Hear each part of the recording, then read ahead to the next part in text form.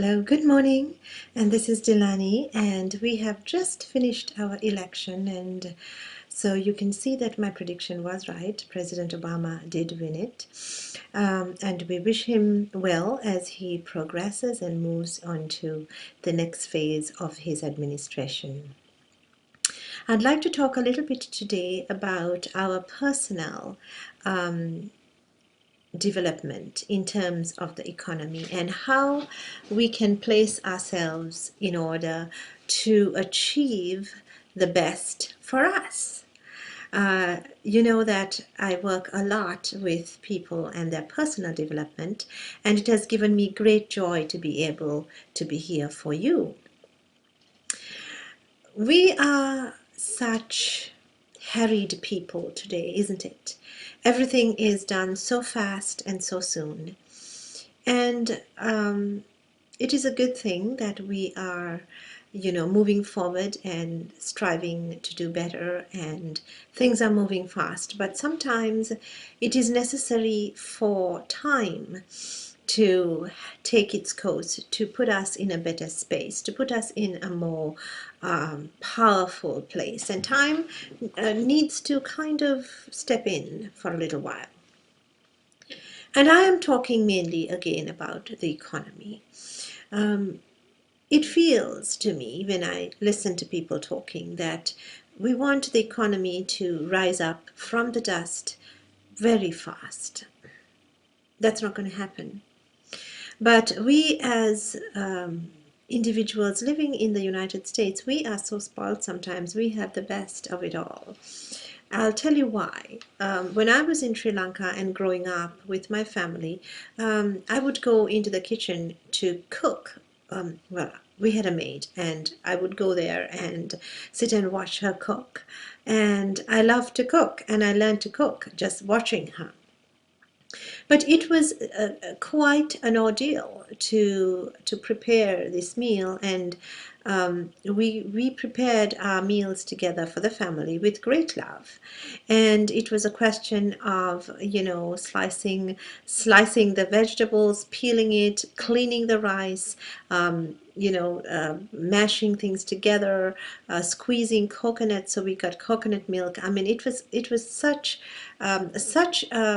effort to cook, and the meal was finally made, and it was extremely healthy and delicious. Whereas here, I cook myself very often, but it is so easy. Everything is so clean and so well prepared, and I feel very spoiled when I'm in my kitchen and, preparing these meals, because it's just so delightful. But you can see how easy we have it here. Things are so fast and so easy and so clean. We have forgotten that it takes a long time sometimes for things of substance to grow and to be built. It is easy to break down something, and it's harder to build it up.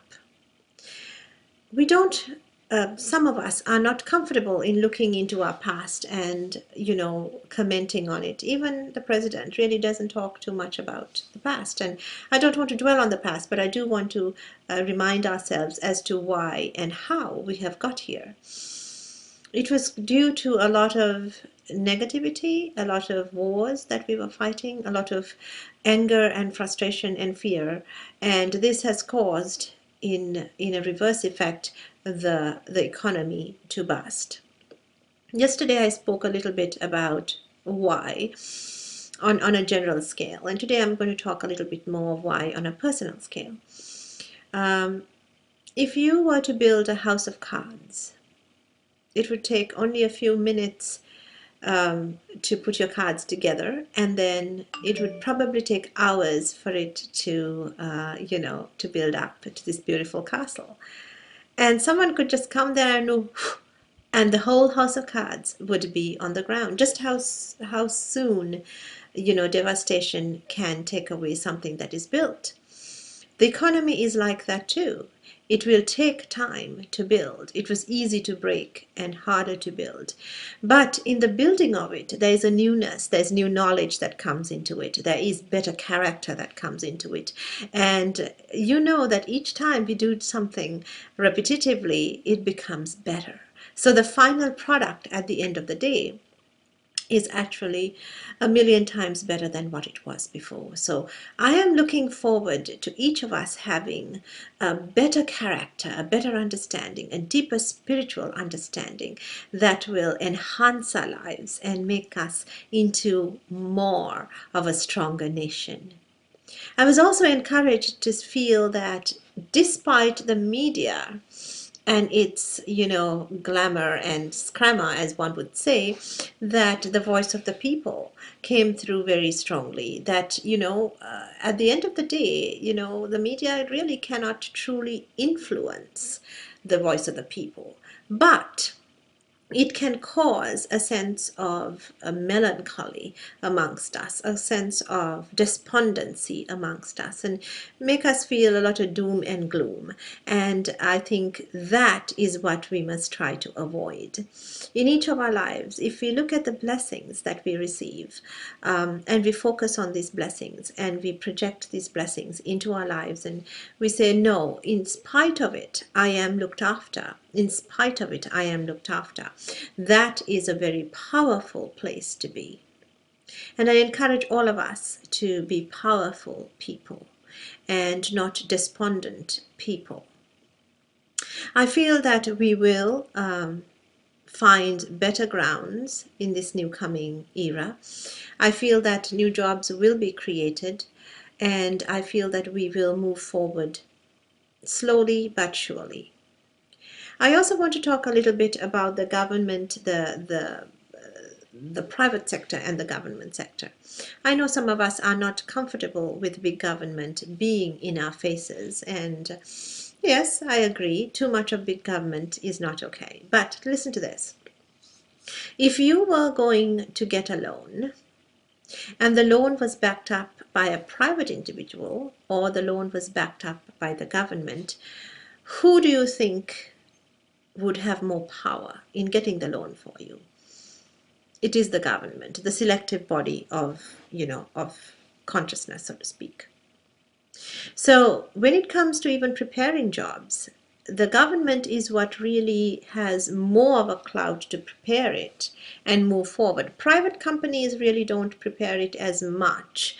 They will, but it is more on a personal, individual basis, and their merits go to few people within the company. Even if it's publicly shared, it's still, handled by and controlled by a few people. What I ideally feel is that the government as well as the private sector need to work together. We cannot separate them. They are one and the same of the cog, the wheel, and they really need to work together. I feel the government is good at implementing things, and the government is good at monitoring things, and then the private sector is really good at making sure that that it is run well. And I feel that is what now is going to happen, that we cannot really take big government out and then scream help when things fall down, because the human nature, we have this way of becoming a little avaricious, and that's what happened with the housing market. That's what happened with the private sector. It just took over and didn't monitor, just lost its ground. It did all this crazy stuff, and now we are in this hole today. It wasn't because of government alone, it was because of the private sector. So the private sector does need to have an accountability. It cannot run by itself, because humanly we have a tendency of trying to kind of be not very fair and do things under the table. So we need both. We do need both. That creates balance, and that creates a sense of unity. And I think as individual people living together in this wonderful melting pot, we should encourage each other and be fired up to move forward. There have been programs that have been set up. It's going to take a while for these things to to have ground and really move into the horizons. Like I said, building takes a little while. We are taught lessons of patience sometimes because we don't have control over how fast these things move. And that in itself is a spiritual lesson for you and for me, that we make the best of what we have and we focus on tomorrow, but the moments of today need to be spent in a state of peace, in a state of goodwill. And if we can do that collectively, then this voice of the voice of this nation will rise and will once again be sounded way over the heads of any nation. But again, in doing so, we must be humble. We must not do that with a sense of self-pride, but a sense of responsibility, a deeper sense of understanding, and a joy that is constant and everlasting. And I leave these thoughts with you just to ponder. Ponder them. Come to your own conclusion, because that is your truth. And I herald your truth. Have a wonderful day. We will talk again soon. Namaste.